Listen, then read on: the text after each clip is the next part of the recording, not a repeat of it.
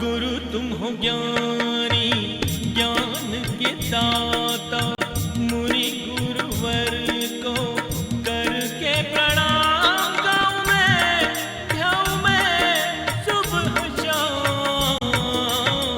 तुलक सागर एक नाम एक नाम। नग्न और नंगे में बहुत अंतर होता है। नंगा वो होता है जिसके पास आचरण नहीं हुआ करता है, और नग्न वो होते हैं जो पूरे आचरण और चरित्र को अपने जीवन में जिया करते हैं। उन्हें नग्न भी नहीं कहा जाता, उन्हें दिगंबर कहा जाता है। दिगंबर का अर्थ जानते हो क्या होता है? दिगंबर, दिग माने दिशाएं, दिशाएं ही जिसका अंबर है वह दिगंबर है। जिसने दशों दिशाओं को अपना अंबर बना लिया वो दुनिया में दिगंबर हुआ करता है। पद्म प्रभु भगवान दिग्वास हो गए, नग्न दिगंबर रूप उन्होंने धारण कर लिया अपने जीवन का। एक किस लिए कर लिया? जीवन के लक्ष्य को पाने के लिए। जीवन का लक्ष्य क्या है? खाना पीना, बैठ जाओ, खाना पीना, भोगना, मकान बनाना, रुपए कमाना, पैसे कमाना, ये जीवन का लक्ष्य नहीं हुआ करता है। ये तो हर जन्म में हमको प्राप्त हो जाया करता है। अपना पेट एक जानवर भी भरता है, अपना पेट एक चिड़िया भी भर लेती है। ये कोई बहुत बड़ी बात नहीं, हमने अपना पेट भर लिया। अपने लिए मकान पशु पक्षी भी बना लेते हैं, ये भी कोई बहुत बड़ी बात जीवन का लक्ष्य नहीं हुआ करता है। जीवन का लक्ष्य तो वो होता है, जीवन का लक्ष्य है मोक्ष की प्राप्ति, निर्वाण की प्राप्ति। लक्ष्य वही होता है जो कभी अलक्ष्य नहीं हुआ करता है। माता पिता, भाई बंधु, परिवार, रुपया, धन, संपदा, जो कुछ भी हमने बटोरा है यह लक्ष्य नहीं है जीवन का। लक्ष्य क्या? जो कभी परिवर्तित नहीं होता है। हमारे माता पिता बदलेंगे या नहीं बदलेंगे? बोलिए। ये शरीर छोड़ देंगे, नए माता पिता मिल जाएंगे, बदल गया लक्ष्य। आज ये माता पिता हैं, कल दूसरे हो जाएंगे, अगले और जन्म बढ़ेगा और माता पिता बदलते जाएंगे। जो बदलता जाए वो जीवन का लक्ष्य नहीं हुआ करता है। आपकी जन्म तारीख बदलेगी या यही रहेगी? बोलिए।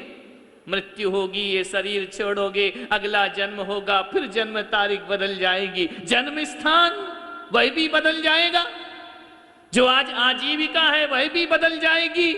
ऐसी कौन सी चीज है जो स्थिर है इस संसार में? हर चीज परिवर्तनशील है, हर चीज बदल जाया करता है। माता पिता बदलते हैं, नाम बदल जाता है, देश बदल जाता है, स्थान बदल जाता है, कोई भी स्थायी मकान जो आज तुमने रुच रुच के बनाया है ना, जब बेटा पैसा कमाने लगेगा ना तो तुम्हारा ही बेटा कहेगा इसे तोड़ो, क्या पुराने फैशन का मकान बनाया है, इसे तोड़ के नई डिजाइन का मकान बदल गया। विचार करिए, घर बदल गए, सब कुछ बदल जाते हैं। व्यापार, माता पिता, बच्चे बड़े होंगे कहेंगे पापा ये वाला व्यापार नहीं, अब दूसरा वाला व्यापार करेंगे, अब और पैसा दूसरे तरीके से कमाएंगे।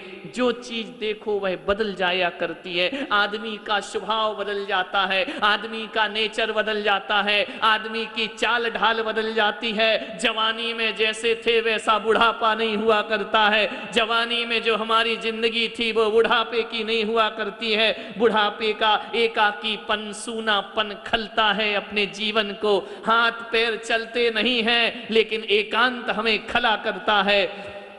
कहां जो शान रहती है बुढ़ापे में, सब शान कम हो जाया करती। ऐसी कौन सी चीज है जिसमें परिवर्तन नहीं होता है? रिश्ते बदल जाते हैं, मिजाज बदल जाते हैं, स्वभाव बदल जाते हैं, लोगों के अंदाज बदल जाते हैं। और तो और छोड़ो, इस शरीर को पालने पोसने में लगते हैं, यह शरीर भी स्थायी नहीं, यह भी आगे जाकर के बदल जाया करता है। पद्म प्रभु भगवान ने सोचा फिर कौन सी चीज है जो बदलती नहीं है? कौन सा संसार में ऐसा पदार्थ है जिसमें परिवर्तन नहीं हुआ करता है? भगवान महावीर की जन्म तारीख मालूम है? कब हुआ उनका जन्म? नहीं मालूम? चैत्र शुक्ल 13, कितने वर्ष पहले हुआ?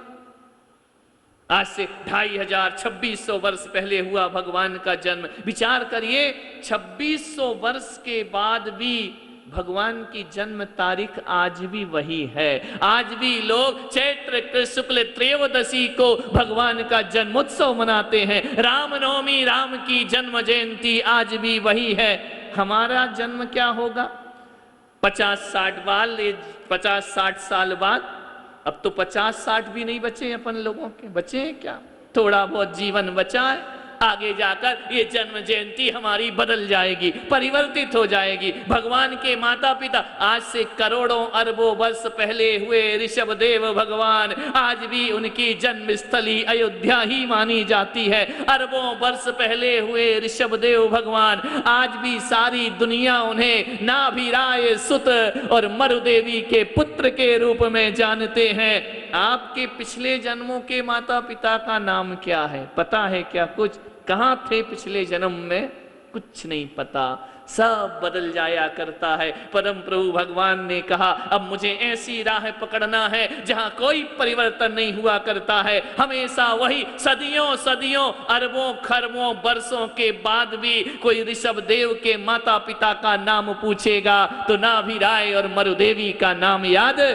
2500 वर्ष बीतने के बाद भी त्रिशरानंदन वीर की और जय बोलो महावीर की। हमारा कुछ याद नहीं, हमारा सब कुछ बदल जाता है। नाम, गांव, भेष, परिवेश, गति सब बदल जाया करती है। ऐसे धर्म को धारण किया पद्म प्रभु भगवान ने अपने अनंत काल यथा तथा शिव परिणय। जिन्होंने मोक्ष प्राप्त कर लिया अनंत काल तक वह उसी निर्वाण स्थल पर मौजूद रहते। ऐसे पवित्र धर्म को धारण करो। ऋषभदेव ने, महावीर ने, पद्म प्रभु ने, चंदा प्रभु ने, सभी तीर्थंकरों ने इस धर्म को धारण किया। धर्म कोई बहुत बड़ी चीज नहीं है। धर्म कितने अक्षर का है? 2.5 अक्षर का। छोटा सा तो है, बहुत बड़ा तो है नहीं। जितना हमारा नाम है उससे छोटा हमारा धर्म है। 2.5 अक्षर का धर्म है। लेकिन ये मत सोचो ये 2.5 अक्षर बड़े काम के हुआ करते हैं। ये 2.5 अक्षर नर को नारायण बना दिया करते हैं। ये 2.5 अक्षर पशु को परमेश्वर बना देते हैं। और ये 2.5 अक्षर वो 2.5 अक्षर होते हैं जो कंकर को शंकर बना देते हैं और शंकर को तीर्थंकर बना देते। ये 2.5 अक्षर हैं, केवल 2.5 अक्षर। मालूम है तुम्हें आम कितना बड़ा होता? इतना बड़ा तो होता है ना पका हुआ आम। उस आम को देखना, आम में कुछ चीज खाने जैसी होती है, कुछ चीज फेंकने जैसी हुआ करती है। छिलके आम के फेंक दिए जाते हैं, आम की गुठली चूस करके फेंक दी जाती है। आम, केला देखा, केले के छिलके फेंकने जैसे होते हैं और केला खाने जैसा होता है। अनार देखा, अनार में छिलके और अंदर जो जाली है वह फेंकने जैसी हुआ करती है और अनार के दाने खाने जैसे हुआ करते हैं। विचार करिए आप, कोई भी फल उठा करके देख लिए। नारियल को देखो, उसकी जटाएं फेंकने जैसी हैं, उसके ऊपर का कठोर भाग फेंकने जैसा है, लेकिन भीतर का मुलायम भाग खाने जैसा हुआ करता है। विचार करिए आप, ये बड़े बड़े फलों को उठा करके देख लीजिए। तरबूज तो बहुत बड़ा फल होता है, उसमें छिलके फेंकने जैसे होते हैं, बीज फेंकने जैसे होते हैं, दल खाया जाता है। लेकिन कभी आपने गौर किया अंगूर को देखना, अंगूर में फेंकने जैसा क्या होता है? अंगूर में फेंकने जैसा कुछ नहीं होता है। उसके छिलके भी खा लिए जाते हैं, उसके बीज भी खा लिए जाते हैं, उसका रस भी पान कर लिया जाता। अंगूर कितना बड़ा होता है? तरबूज के आगे छोटा सा होता है ना। वो 2.5 अक्षर का धर्म है। एक बात ध्यान रखना, संसार में कुछ चीजें भोगने जैसी हैं, कुछ चीजें फेंकने जैसी हुआ करती हैं, लेकिन धर्म में कोई भी चीज फेंकने जैसी नहीं होती है। जो होती है वह सब ग्रहण करने जैसी हुआ करती है, स्वीकारने जैसी होती है। धर्म का 2.5 अक्षर जीवन के उत्थान में कारण बन जाया करता है। ये 2.5 अक्षर का धर्म यदि हमारे जीवन में आ गया तो समझना कि हमने बहुत इच्छाएं भटकाती हैं, आकांक्षाएं भटकाती हैं, तृष्णाएं भटकाती हैं। संसार से मिलता क्या है?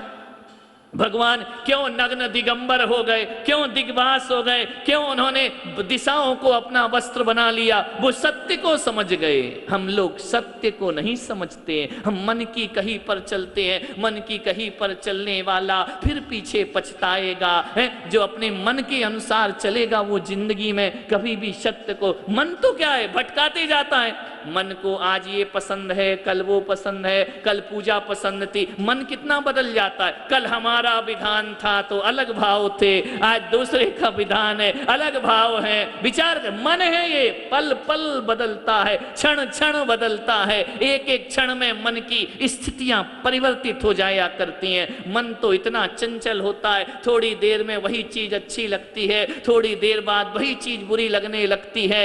मन के ये खेल हुआ करते, मन की कहीं पर मत चलो। ये मन बहुत भटकाता है। मन इतना चालाक है। भूख लगती है शरीर को, शरीर कहता है भोजन दे दो, मन कहता है भोजन दे दो। बोले हाँ, रोटियां आई, रोटी परोस दी गई, मन कहता है यार ये रूखी रोटी कब तक खाएंगे? मन कहेगा इसमें थोड़ा सा घी लगा दिया जाए ना तो खाने का मजा और बढ़ जाएगा। अब रोटी नहीं खा रहा है मन, घी लगवा रहा, घी लगा दिया, मन कहेगा यार ये घी घी खा के क्या होगा, थोड़ा सा यदि पराठे बना देती तो और खाने का मजा आ जाता। अब विचार करिए, ये पराठे कौन मांग रहा है? भूख मांग रही है या मन मांग रहा है? मन शर्त पे शर्त लगाता है। पराठे आ गए तो मन कहता पराठे कितनी बार खा लिए, पूरी मिल जाती तो और मजा आ जाता। पूरी मिल गई, अब कहते यार थोड़ा वो दिल्ली में मिलती है ना मसाले वाली पूरी, इसमें थोड़ा सा मसाला और अंदर भर दिया जाता, कचौरी बन जाती तो और मजा। कचौरी आ गई, मन को अभी तृप्ति नहीं है। मन कहता यार इसमें इमली की खटाई तो है ही नहीं, क्या करें, ये तो खाने में मजा ही नहीं आए। इमली की खटाई डाल दी, फिर मन कहता यार खटाई तो डल गई, थोड़ा सा यदि इंदौर का सेव और डाल दिया जाता तो खाने का मजा कुछ और। कितनी शर्त लगाएगा मन, शर्त पे शर्त लगाता है। मन मांगते जाता है, मन मांगते जाता है, मन कभी तृप्त नहीं हुआ करता। तृप्ति कौन देता है? तृप्ति धर्म दिया करता है। यहां आकर आप तृप्त हो, जैसा भोजन मिला ग्रहण कर लिया प्रसाद समझ करके, जैसा आवास मिला स्वीकार कर लिया धर्मशाला समझ करके, जो कुछ मिला उसे स्वीकार कर लेता है। धर्म स्वीकार करना सिखाता है। अभी विधान होता है, मैं लोगों से पूछता हूं भोजन हो गया महाराज, कैसा रहा, क्या बना? बहुत अच्छा, कोई दिक्कत नहीं। अरे यही भोजन पत्नी बनाए घर में तो रोज झगड़े होते हैं, रोज तारे मारे होते हैं। मंदिर में आकर बहुत अच्छा, जो भी है बड़ा आनंद आया, बड़ी भक्ति जगी, बहुत अच्छा विधान में लगा। ये तृप्ति कौन देता है? ये धर्म तृप्ति दिया करता है। धर्म में तृप्तियां हुआ करती हैं, मन में तो आकांक्षाएं ही आकांक्षाएं हुआ करती हैं। कब तक भागोगे इनके पीछे?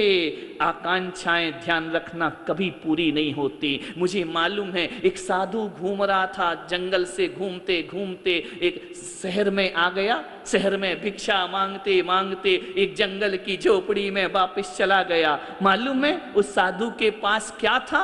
उस साधु के पास एक शंख था, बहुत अच्छा शंख था। और जिसके पास झोपड़ी में गया उसके पास भी एक शंख था। दोनों ने, साधु ने भोजन किया।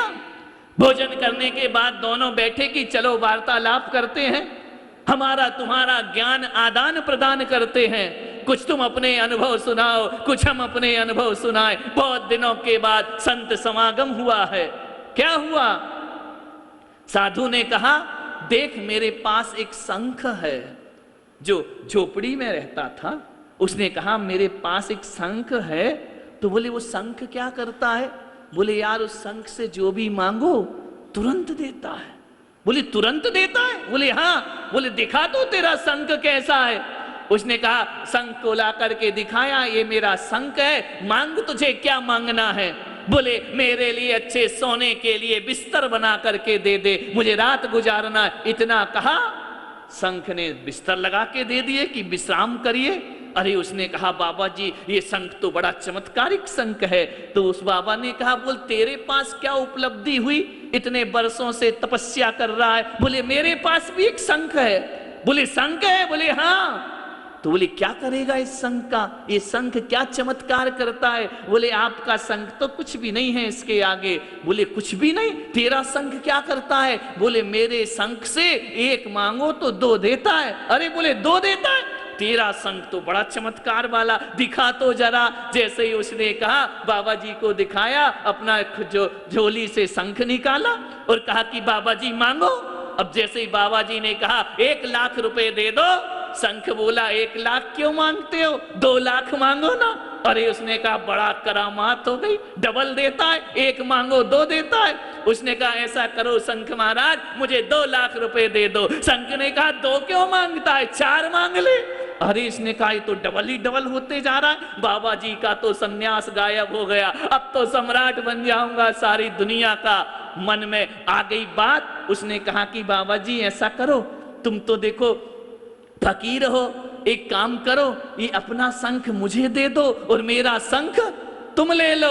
उसने कहा क्या बात है, मैं ऐसा लेकिन तुमने मुझे रात रुकने के लिए झोपड़ी में जगह दी है, तुम्हारा भी कुछ फर्ज अदा मुझे करना है, बदल लो शंख, हमारा क्या बिगड़ता है। उसने कहा पक्का? बोले पक्का। दोनों ने आपस में अपना अपना शंख बदल लिया। अब एक शंख वह था कि मांगो और तुरंत दिया, वह लेकर के चला गया। ये इस ख्वाब में डूबा है कि डबल मिलेगा। सुबह उठा, उठ करके कहा मुझे गाय का 1 लीटर दूध चाहिए। शंख ने कहा बाबा जी 1 लीटर क्या मांगते हो, 2 लीटर मांगो। अरे उसने कहा कोई बात नहीं 2 लीटर दूध दे दे। बोले 2 का क्या करोगे, 4 लीटर मांगो। अरे तो उसने कहा मेरे बाप 4 लीटर दे दे। बोले बाबा जी तुम्हारा दिमाग खराब हो गया, 4 लीटर क्या मांगते हो, 8 लीटर ले लो। अरे तो उसने कहा तू 8 लीटर दे दे। बोले 16 ले लो। कहते सुबह से शाम हो गई, शंख डिमांड बढ़ाते गया, बाबा जी बढ़ते गए। 1 कटोरी दूध भी नहीं मिला उसको। पूछा कि भाई तू देता क्यों नहीं है? शंख ने कहा हम ढपोर शंख हैं, हम आश्वासन देते हैं लेकिन देते कुछ भी नहीं है, हमारे पास क्या, हम बढ़ाते जाएंगे तुम मांगते जाओ। संत ने लिया अपना माथा फोड़ लिया, इससे अच्छा तो मेरा वही वाला शंख था, 1 मांगो तो तुरंत मिलता था। प्रसारण पुण्यार्जक परिवार जिन शरणम तीर्थ धाम के परम संरक्षक संघपति श्री प्रदीप मामा, प्रतिभा मामी, भोपाल। गुरु तुम हो ज्ञानी, ज्ञान के दाता।